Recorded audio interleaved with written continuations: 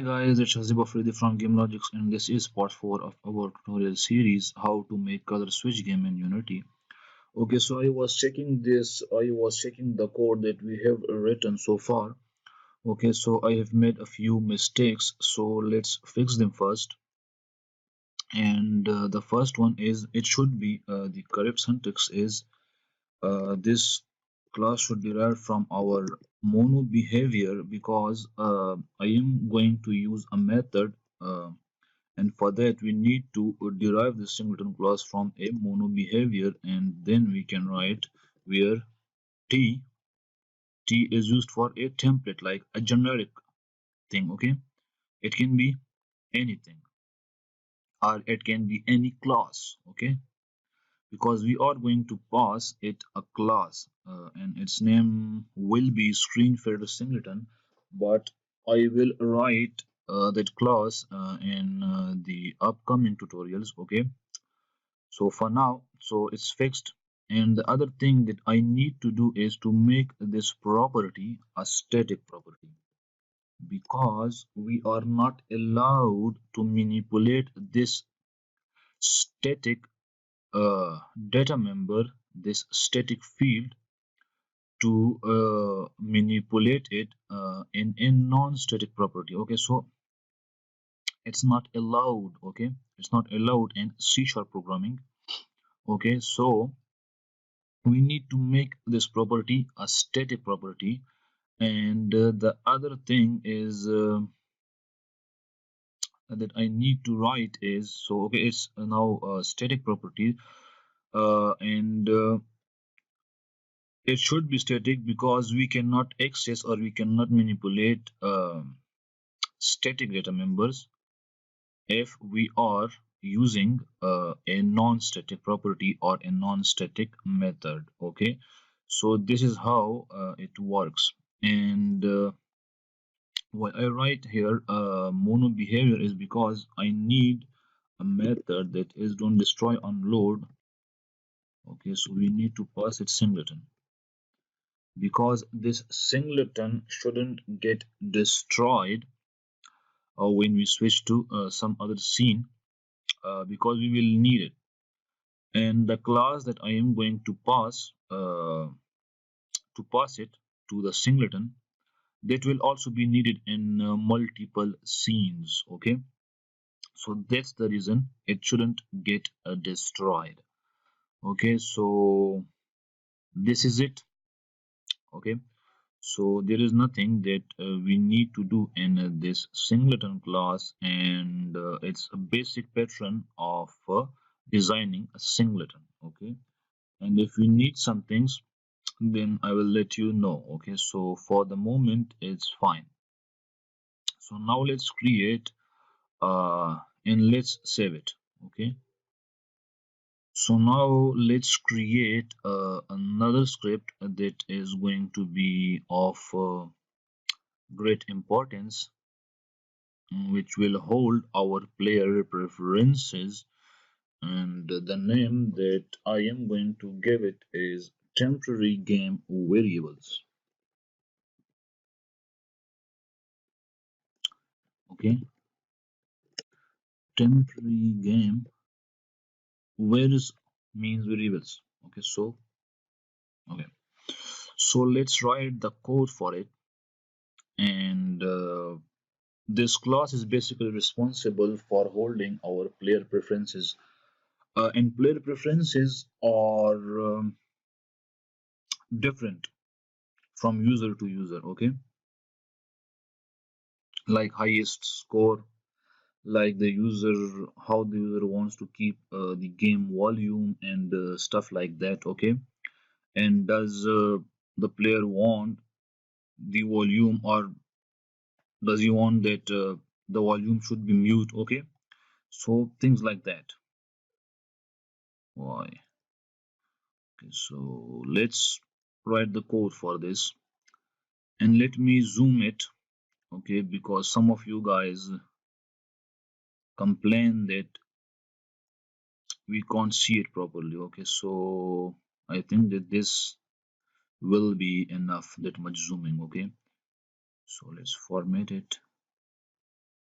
Okay, so the variables that I am going to need, okay, and this class should be uh, static, okay, because we don't want any objects of this class, okay, and we want to access all the data members of this class only by the name of this class, okay, and a static class can have only static data members.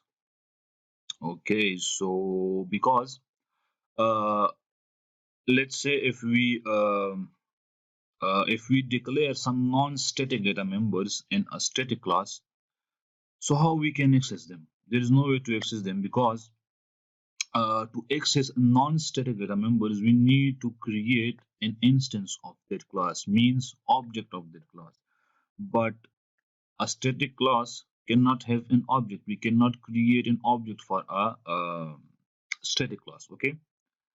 And that's why we need to declare and then initialize these static data members. The first one is going to be public static, and it should be like player score, and it should have a value of 0,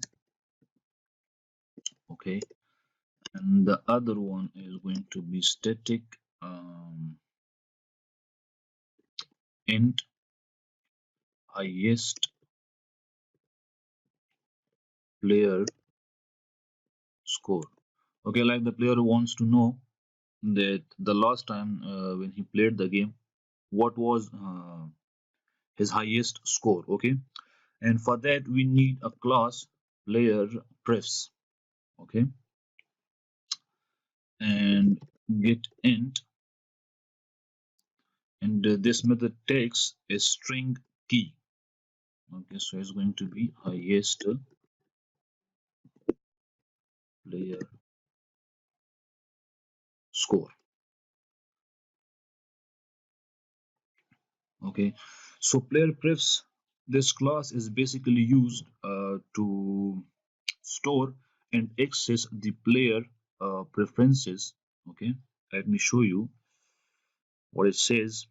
See, it says stores and access player preferences between game sessions, okay.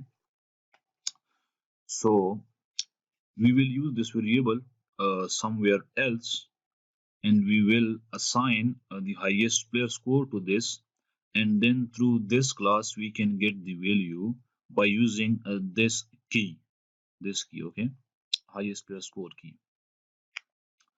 Okay, so yeah, and one more, not we need a few things. mm, okay, uh, like highest mm, score achieved, okay, and again player press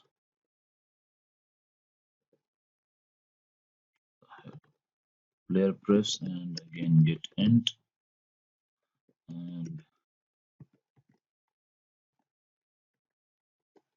its key name should be highest score, okay, simple.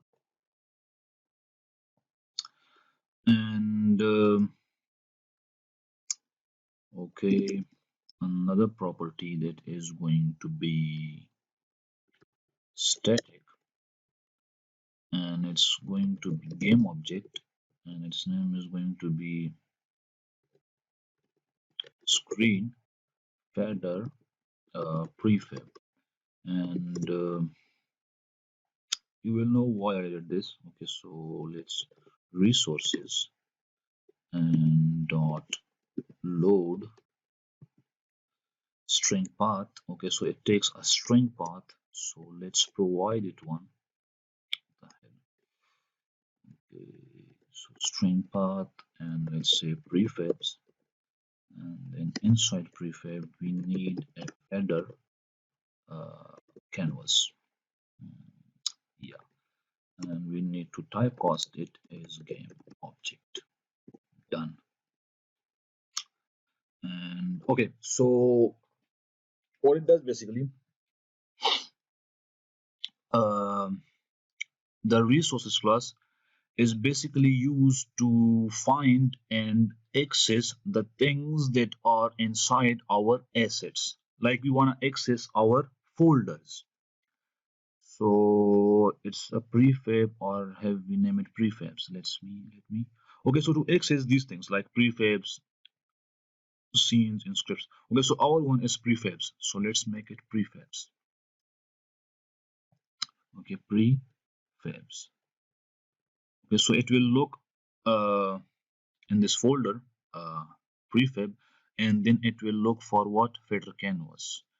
So it's not a prefab yet, so let's make it prefab. What?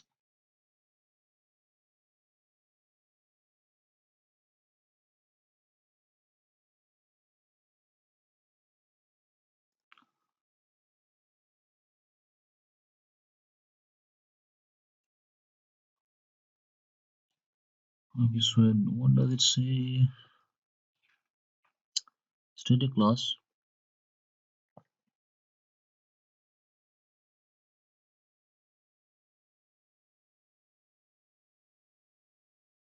Okay, so it says that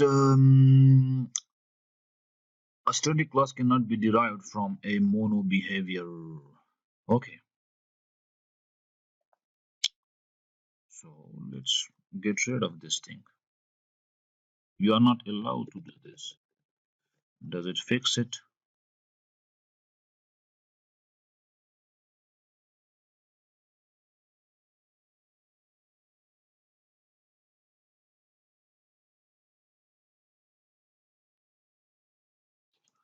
Let's save it and let's get rid of these two because they are from mono behavior. And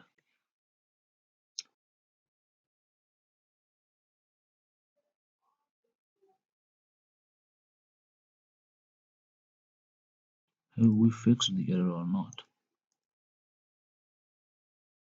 Okay, gladly we did it. Okay, so now, um, yeah, um, public. Uh, okay, so I was discussing this thing. Okay, so sorry for this because we got an error, so I needed to fix it. Okay, so the resources folder is basically used. The resources class is basically used for finding and accesses to find and access our assets. Okay, like these prefab scenes. Okay, so these are our assets. To access them, we can use this resources class. And what does it say? The same thing that I told you. The resources class allow you to find and access objects, including assets. And the load method, it takes a string path and it returns an object, but we are assigning this to a game object. So we need to typecast it as game object. Okay, it needs to be typecast as a game object because this load method, it returns, you can see, uh, object. Okay, but we are not using object here and it's a game object, so we should make it a game object. So for that we need to explicitly convert this to typecast it as a game object. Okay, so I think that you got the idea. And now static, float, and sound volume, and it should have 0.2. So it's a float value. Okay, and it's suffix f for the float. Okay, and okay, so screen feeder prefab is also set. Here we have made it. mm, we have made it a prefab, so yeah, let's save it. And okay, what I need to do else? Okay, so the other thing is static and int muted volume, and it should be also player pref.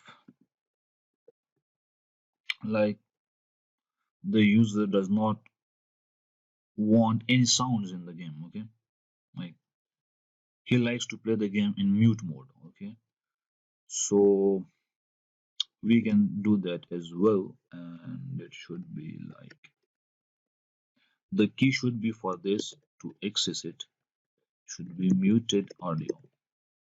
Okay, so yeah, let's save it. And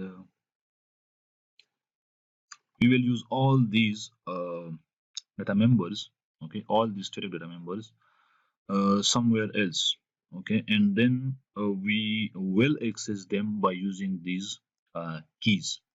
Okay, so we will assign some value to this muted volume, like so it's in int like 0 or 1. Okay, like we are using it as a boolean. Okay, so do we have a boolean method for this thing? Let me check. Let me check.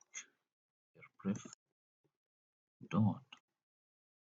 Okay, let's try it here because it won't give us the IntelliSense. Okay, this thing is called IntelliSense. This thing. Okay, when we press the dot and it say and it show us the possibilities that we have. Okay, so uh, let's say player prefs from scratch to be exactly sure. And yeah, okay, so that's the main reason. Okay, I thought that we might have a boolean property, something like that. So instead of using the int, we should then use a boolean, but we don't have one. Okay, so then uh, so there is no property for int, so we are bound to get int. Okay, so let's undo the thing. Let's give our thing back. Okay, so now we are done, and our player preferences are set. Let's write a comment here. A class which stores our player preferences. Okay, so it's better. Okay, so I think that this is it for this tutorial. And if you have any questions, doubts in your mind, then let me know in the comments. And if you really liked this video, give it a thumbs up and don't forget to subscribe my channel and press the bell icon for notifications so that you get notified whenever I upload a new video. And thank you guys for watching. See you in the next tutorial.